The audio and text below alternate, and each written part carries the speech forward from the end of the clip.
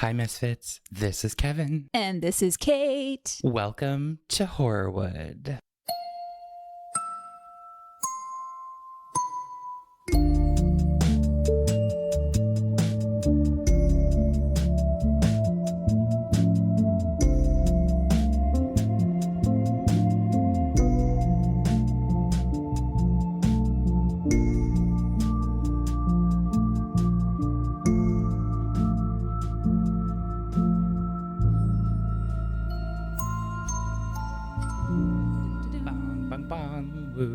Bong, bong, bong, woo.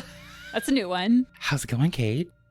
Good. You know what? First off, it's officially fall. So can we just get some snaps for that? Woot, woot, woot. Our episode that came out last week was actually the first day of fall, but we didn't mention it because we recorded a few days early. Yeah. So we're in fall. I've got my ghosty mugs. My outfit today is very fall coded. Yeah, you were wearing the colors. Kate looked like she was at a pumpkin patch. And I had my fall candles lit up. I had my maroon pants and my orange zip up, and I was feeling myself. And I was like, oh, it's autumn. Hey, autumn. I wish it felt more like autumn. I know it's brutal out. It's so freaking hot. Why? It's humid. It's humid. It's gross. I walked out and I was like, come on. Yeah. Just cool down. Like, it's cool in the evenings. Like, the evenings feel pretty okay. Yeah. They well, could it's be supposed to better. rain, so hopefully that cools things down because it is so hot. I hate it. Not a fan. Is fall an equinox or a solstice? Equinox. Okay, equinox. Yeah. Cool beans. Equinox. Equinox. Cool beans, Equinox.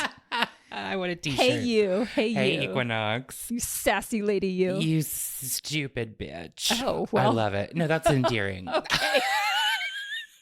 Speaking of craziness, I went to see Gaga last week. Oh, that's right. Oh. Was it amazing? Oh my God. I mean, that's a stupid question. Was Gaga amazing? Obviously she was. You know, amazing. And I had a much better time than I did at the Chromatica Ball. Oh, really? And I think it's the venue. See, you and I are opposite because you like indoor venues. Love 'em. I like outdoor venues. Hate them. I feel like outdoor, like I need that fresh air. Yeah. I need the open space. Indoor, all of that, like people just breathing together. I know it's weird, but it creates an atmosphere that I enjoy. And I felt like I could hear her better. You know what I mean? Yeah, like I could see Wrigley, we could all hear her. She was very loud. Of course. She was very loud. But in the inside, like, I don't know how she was hitting those notes. Her voice was astonishing. Oh, Like, nice. she did a lot of like high belting and just screaming, and I don't. She did a lot of screaming. And Yeah. It was beautiful. And it was awesome. And everybody had a great time. It was just really good energy. It was like, it started at 8:45 and it wasn't over till like 11:15. Yeah. So. Did she have an opening act? No. Oh, wow. And it was so cool because like the beginning is like, have you seen any of the clips from like Coachella and stuff? It's very much like that set, but scaled down a little bit. Okay. And the whole first part before she comes on stage, there's a giant screen above the set. And she's sitting there in like the red abracadabra outfit. Mm-hmm. She has a red feather pen and she's writing for like 30 minutes. Oh. And she's just very quietly writing. And then she just like set the pen down and looked up and then boom, the that's show cool. started. That's fun. And I was like, ah! You're like, finally, it took you forever to write that I thing. know. And we had good seats too. We were on the floor. Nice. And it was just such a good show. I just felt so like good afterwards. Gaga. She really like gets in there. Gaga makes you feel good. She does. I wore my sparkly pants. Of course you did. And I'm surprised that there are any sequins left. I would have thought they'd all fallen off Kate, by the now. thighs, there are no sequins on the inner thigh. Amazing. And that's because I didn't accidentally wear them. I wore them to an Irish dance. Oh, right. Oh, you thing. told me about this, and the sequins are And just they were just after falling. I finished, I was just standing in a little pile of sequins. And I just kind of kicked them off to the side and ran off stage. Amazing. You're like, no one step on those. Don't slip. Gotta go. Don't slip on the fabulous. But On the fabulous. yeah, it was such a good night. I had a great time. Loved it. Went out afterwards. Went to 2 different bars. Got Damn. home at 4 a.m. Oh, so not my wheelhouse. Not mine either, Kate. I am up late, but not that late. Oof, that is. And drinking and like. Even in my 20s, 4 a.m. would have been a stretch. I could have done it in my early 20s. Well, up until about 25. But now the next day I got up and I was like, my body. Yeah. I You can't sounded move. like a demon. Like wearing those platform chucks for what? You from said those 5 are not p.m. comfortable. I know, from like 5 p.m. to 4 a.m. Oh, no. Standing. Regrets. Super big regrets. I couldn't feel my feet in the morning. Oh, that's the worst. But I love those shoes. Do you, though? No, I don't didn't think so. I don't love how they feel. I love how they look. Sure. They hurt. Anyway. I get it. I mean, sometimes you just have to sacrifice comfort for fashion. Right. And if I'm going to do that for anybody, it's going to be Lady Gaga. Sure. I mean, who else? Right. There is no one else. There is no one else. Not at that level. No. Anywho. That was my evening. It was wonderful. Loved it. Awesome. Love her. Go to the Mayhem Ball if it's in your area. There you go. An endorsement from one Mr. Kevin Corbett. Yes. In case Lady Gaga doesn't have any. As if she's not selling out multiple arenas, you know. I was going to say I have an endorsement for someone, but it's not really that. It's more just like a shout out thank you. Yeah. Because we have a new temporary member of the Horrorwood family, a new editor. Yes. Dan Jakes. Dan, if you don't want me to shout you out, you just go right ahead and edit this out. But I have been a little swamped lately, and I'm also going to be going out of town for a couple of weeks in the somewhat near future. And so I just needed help with editing because it's a lot. Anyone that has done editing knows it is tedious, it is time consuming, and I just can't do it at the moment. So Dan is going to be helping us out for the next few weeks on editing some of our episodes, and I could not be more thrilled. So thank you. He's in Chicago, so I actually got to like meet him face to face, and he seems amazing. So shout out to Dan. Woo woo. Hey Dan, saving my life right now. Yes, 100%. When you said Horrorwood family, I was like, what are you about to say? Oh, there's no babies. No, I kind of figured you'd tell me, but like. Or like we got a new dog. Or like Frankie is going to have a baby. Oh no, or something. She can't have babies. Oh, she's spayed. Oh, okay. Well, for the best. Yeah, of course. Well, anyway. I was like, how do we segue from getting spayed? I know. I don't know. Well, I will tell you a story. No one gets spayed in this story, but let's dive in. Okay. Are you ready? I'm ready. Let's do it. All right, Kate and listeners. It all began with a party meant to celebrate the birthday of Tyrone Jones. Tyrone Jones. With music, laughter, friends gathered together in Queens, New York. Sounds like a great time. But behind the smiles and raised glasses, tensions were brewing that no one could have predicted. Ooh. What should have been a night to remember turned into the spark for a feud that grew colder and more dangerous with each passing month. Oh, this sounds ominous. Dark. Soon, what started as a clash inside a club would spill out into the streets, pulling in police, prosecutors, and a devastated family searching for answers. At the center of it all stood a familiar face. Someone whose world, on screen and stage, seemed miles away from the darkness unfolding in real life. Actor Isaiah Stokes. I've heard of this case. It always comes up on lists when it's like, when we're looking for things. Yeah, like, same. And I don't know any details about it. Yeah. It's wild. I've never looked into it. Even when you told me the name of the victim, I was like, who? I was like, wait, who is that? Even though we'd already talked about it. Yeah. But then when you said Isaiah, like, it's unfortunate that that's the name that you know. Exactly. Unfortunately. And I will say, as I get into this story, Tyrone is this awesome guy. I'll give you all the information that I have on him. Okay, great. Not easy to find stuff out about him. I looked through all of his family's tried to find his family's social medias. Yeah. Tried to find his social media. Tried to find anything of anybody writing anything. Really? Nothing. But I found obituary. Okay. And an obituary led me to some social media stuff. Okay. So I pulled what I could, but it's still a good picture. You'll get an idea of who he was as a person. Of course, we're going to have more info on Isaiah. because that's what's out there. Right. All right, so this is the story of how a single night set off a chain of events that no one saw coming and how the life of Tyrone Jones would sadly be cut short. So I want to talk more about the victim, but Tyrone Jamel T.J. Jones Jr. was born on October 9th, 1983, to Bernadette Jones and Tyrone Jones Sr.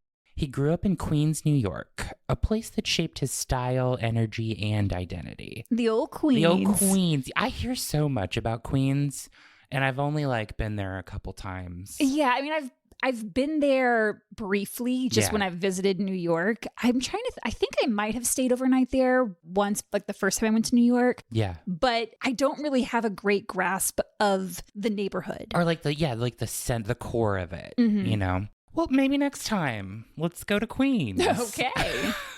Those who knew TJ best said he was just different, and it showed in the way he carried himself. He had a great fashion sense and a great attitude. He was described as having a hard exterior, but underneath was a soft, beautiful heart that people couldn't help but love. Big old teddy bear. Yes. Okay. And he looks like, yeah, absolutely. That's perfect. His smile and contagious laugh were the kind of qualities that stayed with you after you'd been around him. And memories of him, his family and friends say they would cherish forever. He was just a loving guy, real sweetheart. He had a lot of different nicknames. Okay. Some of them were Smiley, Handsome Hustler. Handsome Hustler. Rosé, Rozay. Okay. He had a knack for celebration. TJ knew how to throw a banger of a party. Oh, all right. I tried to find out what he did for work. Yeah, I was going to ask. And what I could glean is I think he must have been a club promoter or something. Having been in the club and the party scene and the sphere, it sounds to me that's what he was, if not doing for a living, doing on the side. Okay. So that's what I'll say. Music was central to who TJ was. His taste was described as being just like his taste in food. Good. Always. All right. So descriptive. I know. He was particularly devoted to R&B, so much so that those close to him affectionately crowned him the R&B king. Whether it was through his style, playlists, or the way he moved through the world, music was part of his identity.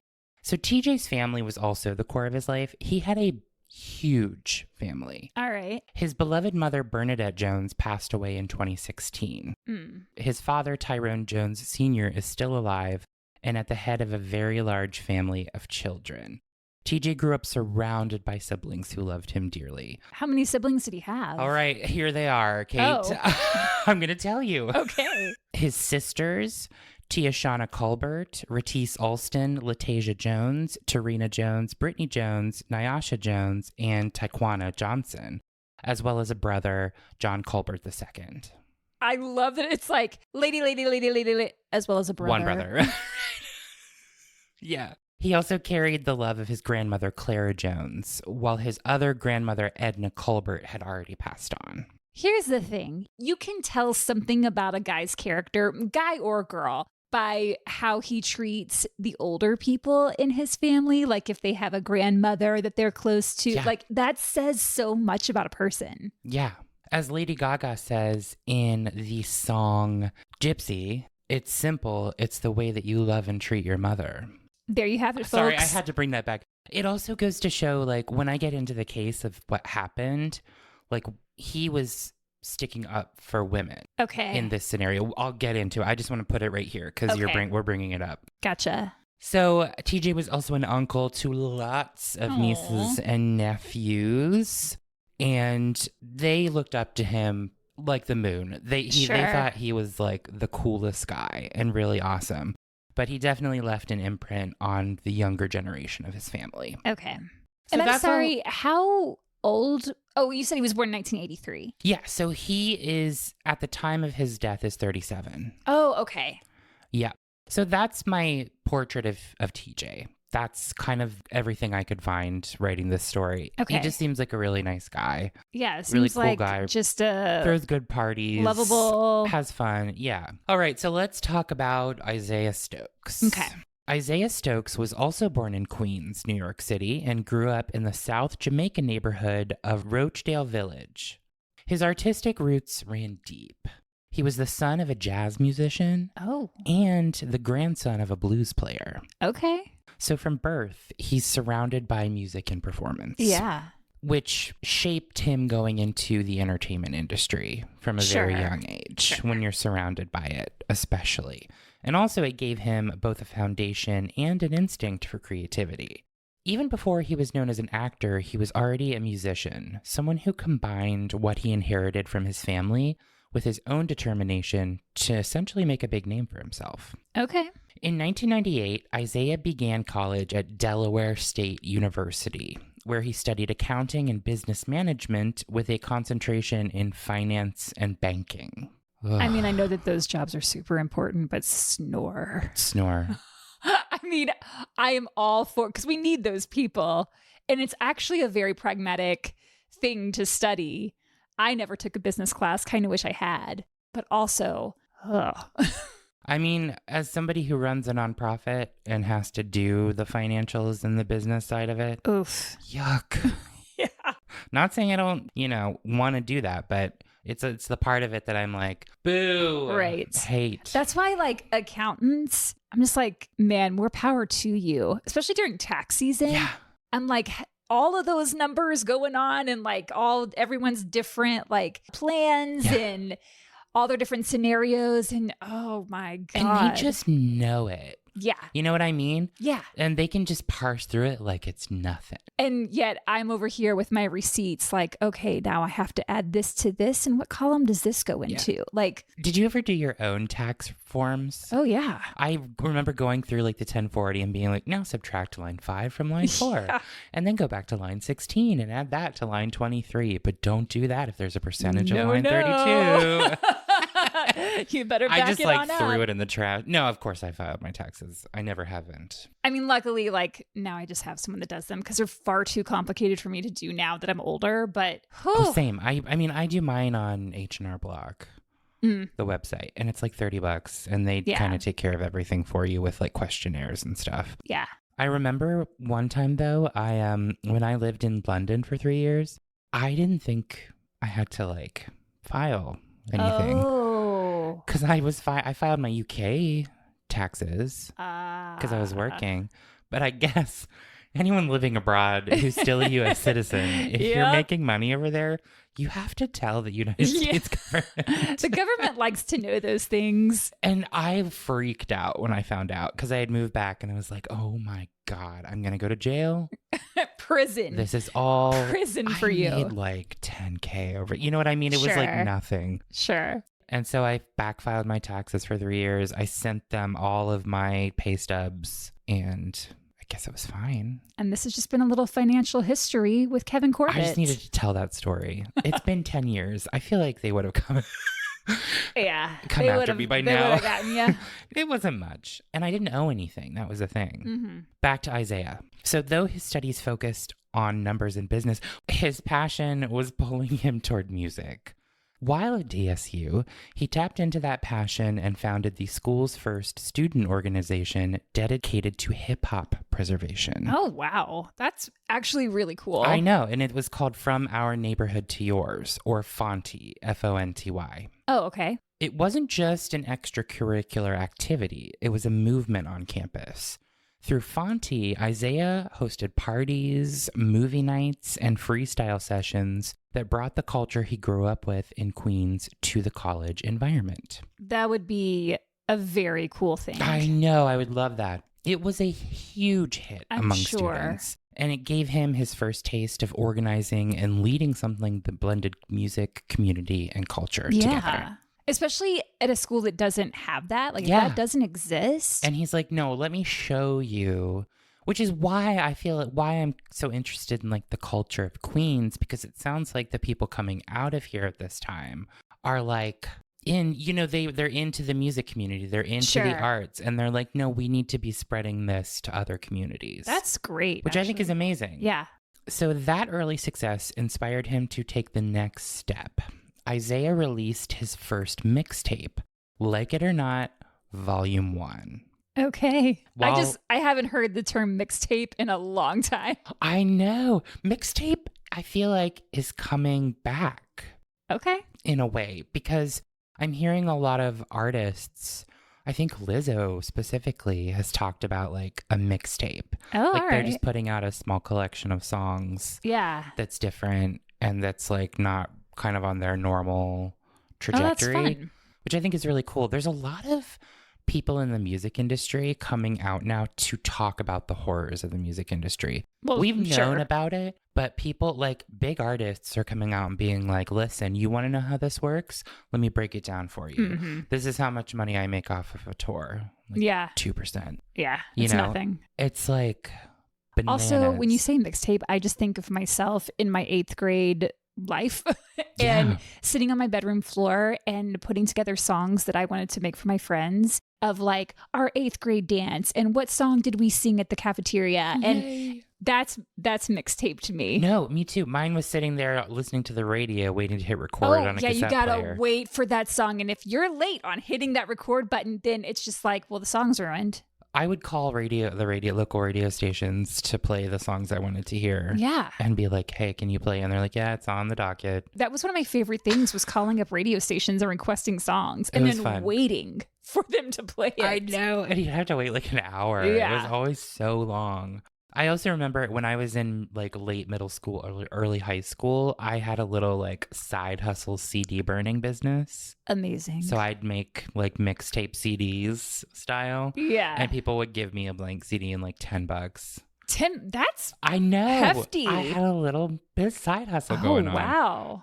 Didn't know you were such an entrepreneur. Oh, I got my hot fries from the vending machine. I don't know what those are. Oh my God. the hot fries with a little man on them. They had cheddar in the hot. Oh, listen, I'll bring you some. They're still a thing. Okay. Never heard of these. Oh my God, guys. If Is you it know like Takis? No, well, think of a cheese puff, but more compacted into a fry shape. That's a little crunchier. Not as crunchy as a Taki, because those things Okay. are like crunchy corn chips. Dan, feel free to cut all this. No, don't, Dan. Leave it in. Dan, if you like hot fries, let us know. Leave it in the Or keep it in. comments. All right, so first mixtape, Like It or Not, Volume 1. He released it while he was still in school. Okay. And the standout track from that project was called I Love You, Isaiah. And it became something of a sensation on campus. Okay. I love you, comma, Isaiah, or I Love You, Isaiah. I don't see any comma in there. I don't have no comma. Sorry, in that's there. what I was about to say. Like, is he loving himself or saying he loves you and it's from Isaiah? We don't know, Kate. Maybe Open to interpretation. Open to interpretation. He's an Okay. artist. He has feelings. We all have feelings. Well, anyway, this song becomes a hit on campus. It spreads beyond DSU to get airplay on both college radio and commercial stations in Delaware. Okay. The positive reception convinced him that he had real potential in music, and he eventually left DSU to focus fully on his career, turning Fonte from a student group into a record label, Fonte Oh. Records. All right. Never heard of it. Still a thing. Is it really? I looked it up, yeah. Wow. I don't know who's running it, but there's more than one artist listed on there.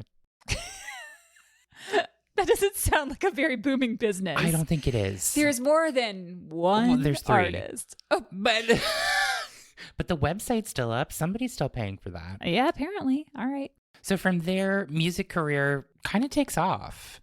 And in 2002, he went on tour with legendary jazz musician Donald Byrd, which was an opportunity that connected him to a different side of the music world Mm-hmm. while still honing his own style. So between 2003 and 2004, Isaiah performs at multiple showcases, including Jimmy's Uptown Cafe and Maria Davis's Monday Night Madness at the Soul Cafe, both known for spotlighting up-and-coming talents. All right.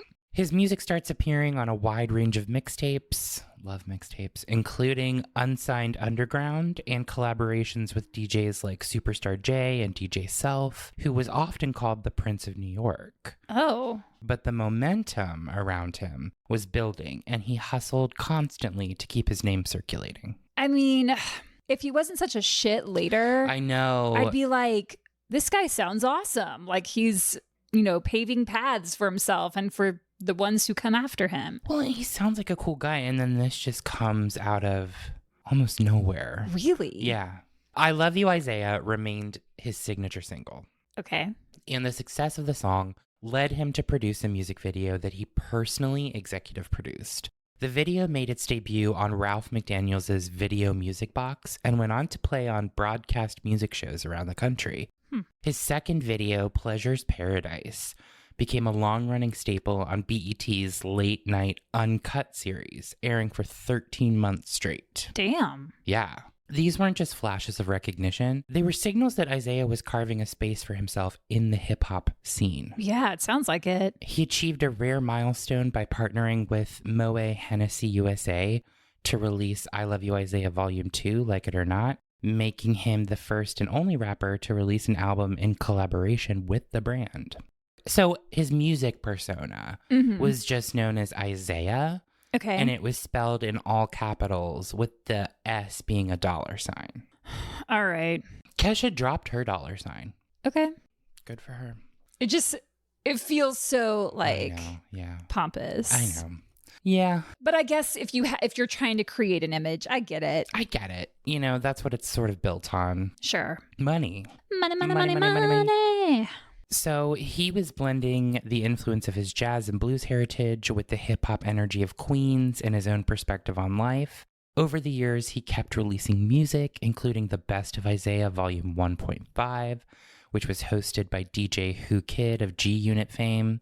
His commitment to his craft was clear, balancing new music while also starting to branch into acting. Even in 2023, long after establishing himself in television, he continued to release music, dropping the track Persona of a Hustler under his Isaiah alias.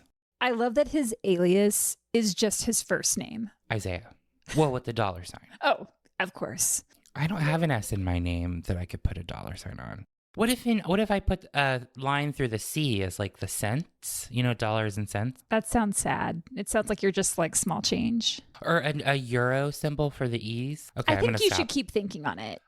I'm workshopping, Kate. Yes. Let's talk about it later. Sure. All right. Acting became another major part of Isaiah's career. He started landing roles in popular television series in the mid-2000s, often taking on intense, memorable characters. In 2006, he appeared in Rescue Me in a 2-episode arc as the shooter who murdered NYPD detective Johnny Gavin, a big storyline in season 3 of the FX drama led by Dennis Leary. Never seen it.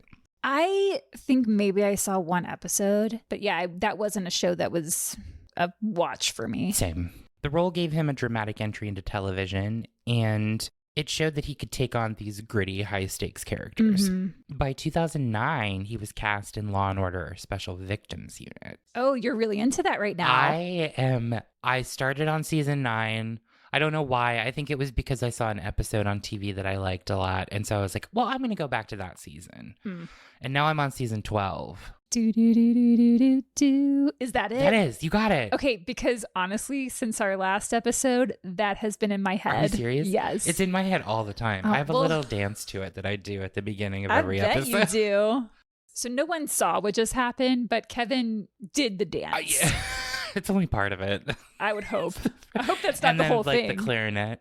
No. All right. So I watched this last night again. His episode?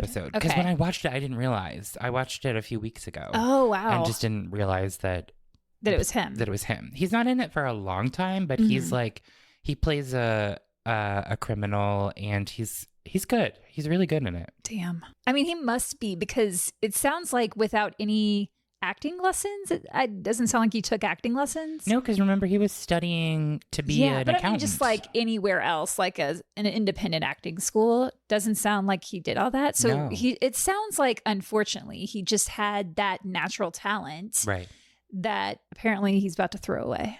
Well, yeah. So yeah, he's in SVU in season 10, and he plays a character called Tyrone Beckwith. Okay. That's eerie. Isn't that eerie? Just the Tyrone. No, I know. It's episode 18 titled Baggage. It's about a serial killer who's killing young redheaded women. Oh. In a gruesome way. It's a good episode. Go watch it. So the Law & Order franchise was one of television's most recognizable platforms at this time, especially. So this is a huge deal. Yeah.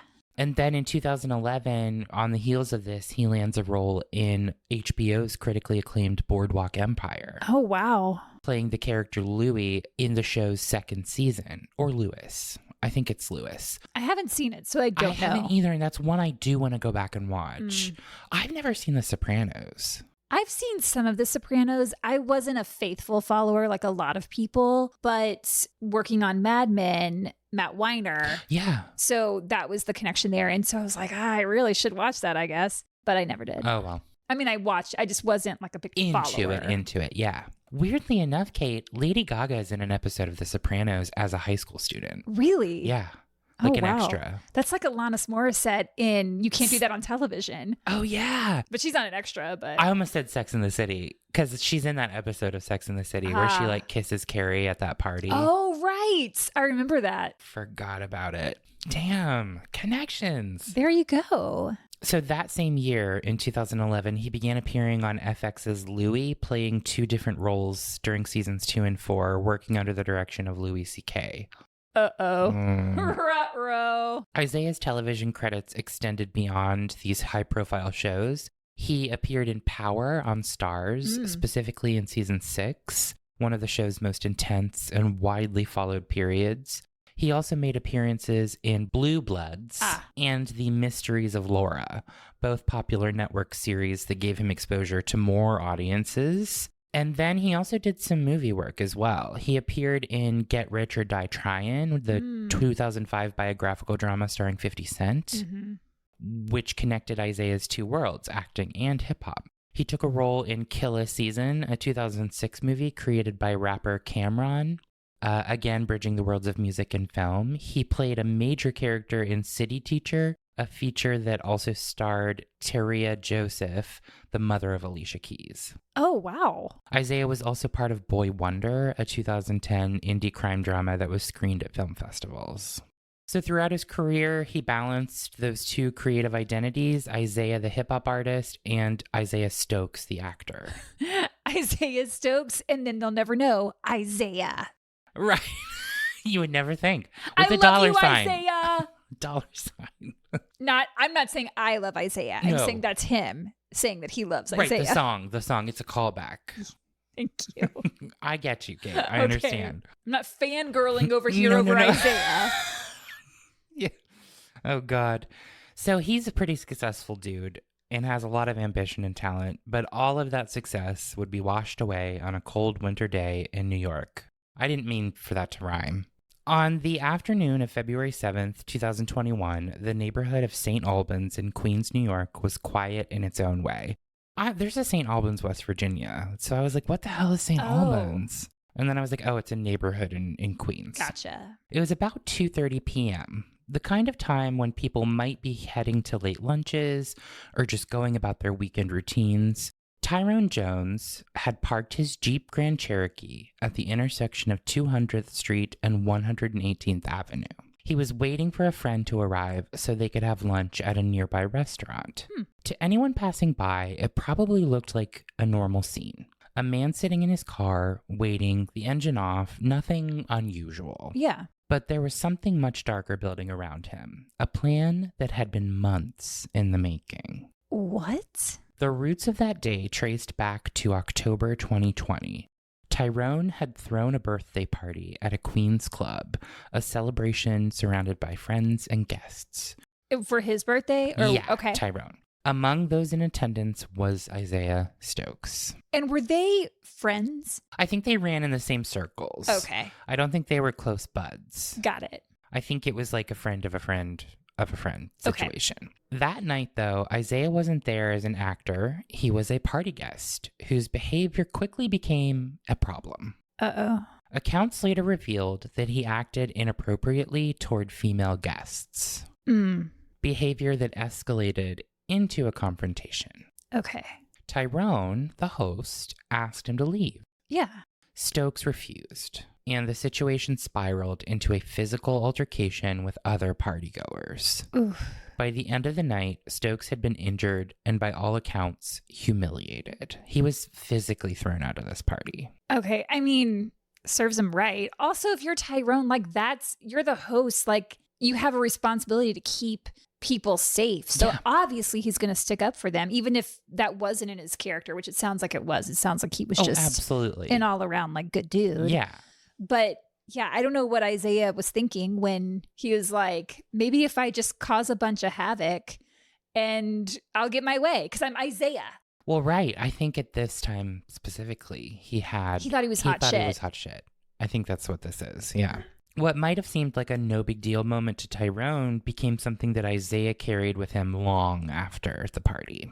See, get some therapy. That's the thing. You don't need to carry that with you. Wake up the next morning, realize you fucked up, and go about your life. Yeah, exactly. So and take it even a step further, maybe even, I don't know, apologize. Just say sorry. Just like, say sorry. Daisies, I'm sorry. I was drinking. I'll apologize to those people I have hurt. Anyway, for months, Isaiah stewed over what had happened at that party. Prosecutors would later describe how he let the embarrassment and anger fester until it turned into something else entirely. This is so, unnecessary. Oh, absolutely. He just grew this desire for revenge. And did he have any kind of criminal past? Not that I could find. That's so bizarre to me. Which is why this is bizarre as well. He just lets things fester and then... Yeah. And why this incident incident? I just wonder if it's because of he was at the height of what he was doing, or it's the first time he was ever thrown out of a club, which I kind of doubt if he's acting that way. So yeah, guys, you don't have to stew on something. No. Doesn't do you any favors. Doesn't help you. Right. It just hurts you. The other person doesn't know you're over there stewing over it. Right. Well, and Tyrone's even he forgets about it. It's not, he would. Right. Yeah. It's not, yeah, there's a little bit of a scuffle, but it wasn't anything like an all out brawl. Yeah. He was just like, oh, that happened. That sucked. Right. Glad I got that guy out of there. Yikes. So by late January 2021, he had taken his grudge to another level. On or about January 29th, Isaiah placed a GPS tracking device underneath Tyrone's Jeep Grand Cherokee. What the fuck? It was a deliberate move. Well, yeah. A way to keep tabs on him, to follow his movements, and to know where he would be at any given time. That's terrifying. I know. With that device, Isaiah no longer had to wonder where Tyrone was. He could trace his every stop. Dude, you have a career. Don't you have a life? Why are you honing in on this guy? It's nuts. So that tracking device eventually led Isaiah straight to St. Albans on that February afternoon.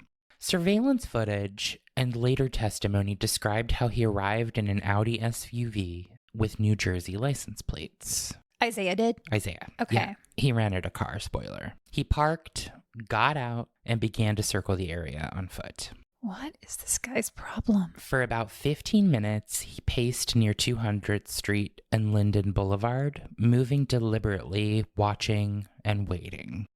Tyrone was still in his Jeep, completely unaware of what was happening around him, probably expecting his friend to show up at any minute for lunch. Yeah. Then the violence began.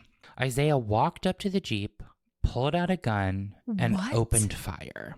Whoa, that escalated so fast. Yeah. He shot into the car 11 times. What the fuck? Striking Tyrone in the head and the chest. Did he even say anything to him, or do we even know? We don't know. It doesn't sound like it because they have surveillance footage of this happening. Oh, wow. Looks like he just walked up to the car and opened fire. All right. The sudden eruption of gunfire shattered the ordinary quiet of the neighborhood, leaving Tyrone with multiple gunshot wounds. Medical personnel later confirmed he was pronounced dead at the scene. Ugh. After the shooting, Isaiah didn't linger. He walked back to the Audi SUV, drove it to his apartment in Rego Park, and later returned the rental car to a location in Hackensack, New Jersey on February 16th. The careful stalking, the calculated placement of the tracker, and the broad daylight ambush in Queens. Oh, that's so scary. All pointed back to the same person, Isaiah. Well, yeah. And if they have CCTV footage. Oh, yeah, there's CCTV footage. There's multiple witnesses. Oh, my God. How many people were I mean, out it's and a about? it's a busy New York City neighborhood. Like, jeez. this just happens. And he jumps in his rental car and leaves. Crazy. So what had started months earlier as an ugly scene at a birthday party ends up in tragedy, with Isaiah's grudge transforming into a plan for murder that he carried out with chilling deliberation. When detectives finally closed in on Isaiah Stokes, it had been actually months since the killing of Tyrone Jones. It took them a while to get this together. Okay. The investigation had revealed more than just a plain shooting. Detective Daniel Connors of the NYPD's 113th Precinct and retired Detective Michael Noss from the Queens South Homicide Squad worked on the case, and their efforts eventually led to a search warrant at Stokes's Rigo Park apartment. What they found connected him directly to the device planted under Jones's vehicle. They found papers. Like receipts? Yeah. What a dumbass. Linking him to purchasing a GPS. What a dumbass. This guy goes to the effort of renting a car in New Jersey, plans this for months, is tracking him, weeks, whatever it was, and just leaves papers lying around with all the receipts. Yeah. Idiot. On July 16th, 2021, with the help of the NYPD's Regional Fugitive Task Force, Stokes was arrested at that apartment. The once rising actor and hip-hop artist was taken into custody and held at Rikers Island, where reports described him as almost unrecognizable by the time of a pretrial hearing in July 2024, having lost a considerable amount of weight in prison. Well, there you go. The trial officially began on February 13th, 2025 in Queens Supreme Court. It always amazes me how long it takes to get to the trial. I know, like, he's arrested in July of 2021. The trial didn't happen until February 13th, 2025. Wow. So it began on February 13th, 2025 of this year in Queens Supreme Court with Justice Kenneth Holder presiding. The case stretched over 2 weeks, drawing on both forensic evidence and testimony to piece together what had happened. Mm-hmm. Prosecutors Assistant District Attorney Timothy Reagan, who had previously served as Deputy Bureau Chief of the Felony Trial Bureau 4 and was now Deputy Chief of the Career Criminal Major Crimes Bureau, led the case. That's a lot of words in there. It was a lot of words. I was like, wait, what? I'm into it. I love these things now. I know what an ADA is. Get after it. SVU, Law and Order, crime drama. I love that your knowledge doesn't come from the true crime podcast you co-host. It comes from watching SVU. Law and Order SVU. Mariska Hargitay. You owe her everything. She is a dream. Did you watch her documentary on... No, because it felt weird. Okay. Because after doing like the 3-parter on Jane Mansfield, I was like, I just can't watch Revisit. It. Exactly. Because that was a lot. I mean, I spent probably 6 to 8 weeks researching that. And I knew that it wasn't going to reveal anything that I hadn't already read about. Mm-hmm. And, you know, some of the feedback from her doc was that it was kind of like looking through rose-colored glasses and maybe not necessarily like giving you the full picture, nitty-gritty. Yeah. And I was like, I'm not interested. Fucking wild. That just her life. In general. Yeah. And that was just, I was glad when we were done with those episodes. Yeah, I can imagine. Anywho, okay, back to the trial. All right, so we've got Timothy Reagan, who I gave you all of those titles, and he was joined by ADA Assistant District Attorney Dina Hodges of Felony Trials Bureau 4, under the supervision of Bureau Chief Karen Rankin. And then this whole... We're gonna get sued. No. All right, so together they build this narrative of a calculated act of revenge, emphasizing that the murder was not a crime of passion, but a deliberate, premeditated killing. 100%. So First degree, bitches. Yeah. So the story they told the jury began in October 2020. They told the story of the birthday party, Witnesses were called and recalled that night when Jones had asked Stokes to leave after what was described as inappropriate behavior toward female party guests. Mm-hmm. Do we know what exactly he was saying or doing? I don't. Okay. No, not exactly. Not that it's super important. He was just being a dick. Yeah, sounds like it. So when Stokes refused, of course, the physical altercation broke out and left him with injuries. So prosecutors argued that this moment planted the seed of revenge in Stokes' mind. And see, what he could have done there, if he was injured, great. If you're injured and you want to file charges, do that. Do that. If you feel like you need revenge, do that. Do we know for sure that he was injured? Did he get checked out? Or did he just say he was injured? I think it was just it was kind of he said he was injured situation. His ego was injured. Yeah, because I think it's more humiliation than anything. Gotcha. They physically threw him out, but he's a little fragile. I'm embarrassed. So District Attorney Melinda Katz's earlier statements were echoed in court. Quote, "This was a calculated murder. The defendant, a part-time actor, stewed for months after being thrown out of a birthday party for his own inappropriate behavior. Yeah.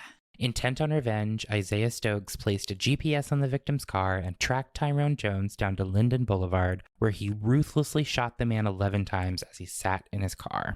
That's so crazy. I know. The prosecution presented evidence that on or around January 29th, 2021, Stokes placed that GPS on the Jeep, and that device led him to Jones on February 7th when the fatal shooting occurred. Medical evidence confirmed what first responders had already known, just multiple gunshot wounds and the head and the chest, and that's what killed him.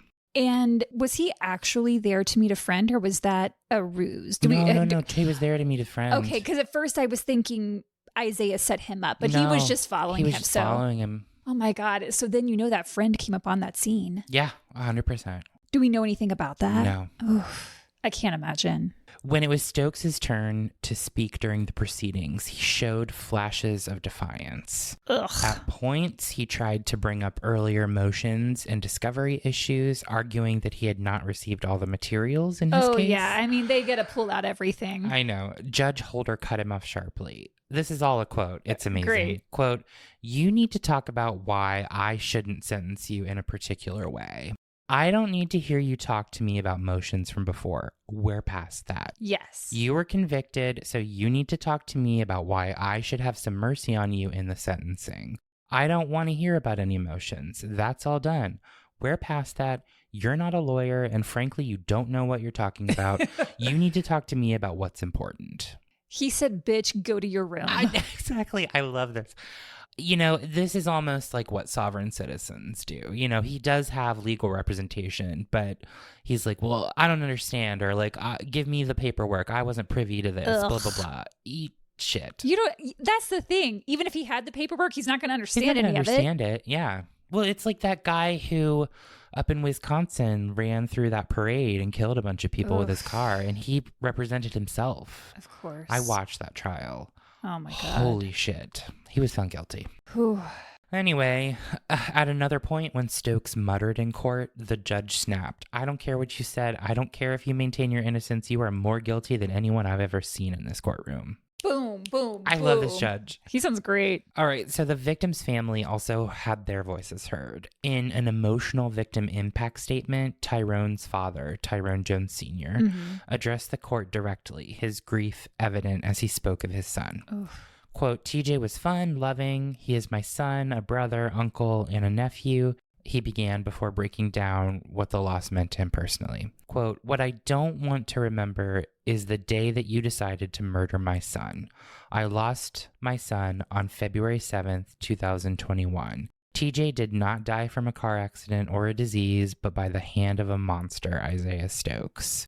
His words pierced the courtroom as he demanded answers from the man accused of stalking and killing his son. Quote, "Isaiah, you stalked my son. You followed TJ for weeks. But TJ, what did TJ do to you? As TJ sat in his car and was unaware, you lied to everyone. I gotta go to the cemetery to talk to my son in a grave." His voice captured not only the pain of losing a child, but the depth of anger at the calculated way it had been done.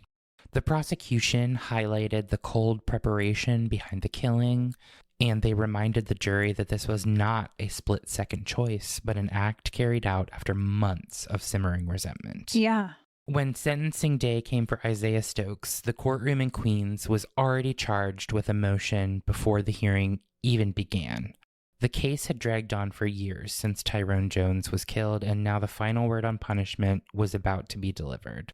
Stokes, who once had a foothold in acting and music, was standing before Justice Kenneth Holder as a convicted murderer, found guilty of second-degree murder. Second? Yeah. What? Second-degree murder. Why? Did they not think that they could get him on first? No, I think they went for second because ultimately that would cement it. Because the whole thing was they needed to prove that it was premeditated, which I think they could have easily done. But then you also have this argument that it's a crime of passion. And I think when you get to these moments, it's kind of like, what is going to stick? What do we know is going to stick? I mean, I get it. It's just that, like, there's no doubt it was premeditated. They had the receipts from when he got the GPS tracker. Absolutely. Absolutely. So I wonder, what deals went on between the defense and the prosecution. However, he's also found guilty of 2 counts of criminal possession of a weapon. And what remained was for the judge to officially determine the length of the sentence. Mm-hmm. So no one liked Stokes in his trial. He was an ass. Yeah, he kept pushing it. His stubbornness was gross. What a dumbass. And they were like, we want to see some kind of emotional... Some kind of remorse. Yeah. Remorse. Like something, why did I do this? And he didn't give a lick of that. Ugh. So by the time it's time for the judge to sentence him, he gets 25 to life. Okay. Yeah. And how old was he when he was sentenced? Oh, that's a good question. Or how old was he when he committed the murder? Do you know when he was born? I don't. I'm just curious as how old he'll be when he's first up for parole. Yeah. Let me see if I can find that really quick. He's 45 when he's found guilty. Okay, so in 2025, he was 45? Yeah, in 2025, he was 45. So he was only like 3 years older. So he was 40 when he was 41 when he committed the murder. Ugh. All right. Well, so 25. So he'll be 70 when he's first up for parole, it sounds like. That's still a little too young. Yeah. So the family of Tyrone Jones watched closely, as this hearing unfolds, and they were just devastated by all of this. It's like insane. And District Attorney Melinda Katz and her team had fought to present the case as one of deliberate and premeditated violence. Mm-hmm. They reminded the court that this wasn't spontaneous, but a methodical plan. And Katz stressed that her office would continue to focus on prosecuting gun violence aggressively. So Melinda Katz is like, we're going to crack down on gun violence and use every tool available to hold offenders accountable. And the decision was met with clear relief when he sentenced from Jones's loved ones, who saw it as justice, the justice that they had waited for. Yeah. For them, it wasn't closure in the sense of healing, but in the sense that the system had recognized the depth of what had been lost and had answered with the most serious consequence available. Yeah, I mean, that's the most that you could hope for is a sentence like that, especially if they're not going to go for first degree. Yeah. So I guess, they at least could rely on that he got the maximum. Was that the max? I believe so. 25? For second degree, is 25 to life. I mean, that's essentially, it's not life, because life doesn't mean life really anymore with the possibility of parole. But once he gets there, I'm not sure. He's such an asshole. I don't even know. Look at our case last week. Yeah. I mean, oh, yeah. That guy should still be in prison. And that was a random thing. Ugh. And that was even scarier because that was not something planned. That was just like a whim. It's like, you know what? I think I'll just kill this person. Ugh. Yikes. So in the end, the story of Tyrone Jones and Isaiah Stokes feels like one of those cautionary tales you can't shake. Tyrone was just living his life. Yeah, just meeting a friend for lunch. Yeah, and Isaiah, who once had the kind of career that many people dream about, let pride and anger consume him until it dictated every move. What started as a heated moment at a birthday party spiraled into months of obsession, a plot carefully carried out, and a murder that shocked everyone who knew them. The trial and sentencing wrapped the case in the legal sense, but it left behind so many raw edges. Of course. Tyrone's family will always feel that empty space where he should be, while Isaiah will live out the rest of his days defined not only by the music he made or the roles he played, but by the choice to throw it all away. It's the kind of case that sticks with you because it shows how quickly one decision, one grudge can unravel everything, leaving only heartbreak and wasted potential. That's the thing. Like, he could have done great things. He was doing great things in college. He was like an entrepreneur. Yeah. He was a go-getter. Yeah. He had talent. Totally. Like, what a dumbass. Dipshit. And so TJ's obituary noted that his viewing was held on Saturday, February 20th, 2021, followed by a service at Hampton Memorial Gardens later that afternoon. In Hampton, in Virginia. I think the family had moved out of Queens. Oh, okay. Because his mother is also buried down there in Hampton, Virginia. So that is the story of the murder of Tyrone Jones by Isaiah Stokes. So senseless. Stupid.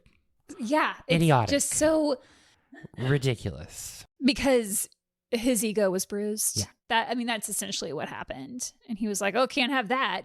Guess what? Now you're even more humiliated because you're the dumbass who threw everything away and landed yourself in prison. Yeah. Have fun there. Bye. All right. Well, you can let us know your comments on this episode on Instagram, Facebook, YouTube, or Spotify at Horrorwood Podcast. Or send us an email at horrorwoodpodcast@gmail.com. Or you can pop on over to Patreon at patreon.com/horrorwoodpodcast. That's it, Misfits. Don't do murder. Don't do being stupid at a party and getting yourself thrown out. And if you do, guess what? Own it. Just apologize. And if you don't, even if you don't want to apologize, just take a deep breath. Take a deep breath and let it go. Let it go. Awful. And now we're going to go. Yeah. Bye. Bye.